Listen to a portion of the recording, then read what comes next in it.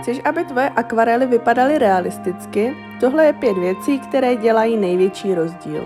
Lifting pigmentu z nanesené barvy, která není suchá, zvedáš pigment vlhkým štětcem. Druhá varianta je odebrání pigmentu z kompletně suché malby vlhkým štětcem a ubrouskem. Díky tomu vytvoříš odlesky, světla nebo opravíš drobné chyby. Druhá věc je trpělivost. Realistický akvarel většinou nevznikne jednou vrstvou. Barvu stavíš postupně přidáváním tenkých vrstev barvy. Zde je příklad 1 a 2 vrstev. U více vrstev je snadnější budovat kontrast a stíny.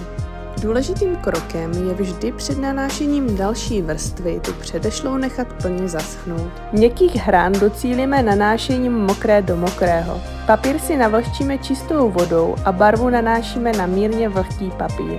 Pro ostré detaily maluj na úplně suchý papír, takzvaně mokré do suchého. Hrany budou čisté a budeš mít mnohem větší kontrolu. A jako poslední správná konzistence barvy. Hlídej si množství vody v barvě. Hustší směs je skvělá na detaily, řidčí na jemné vrstvy a přechody.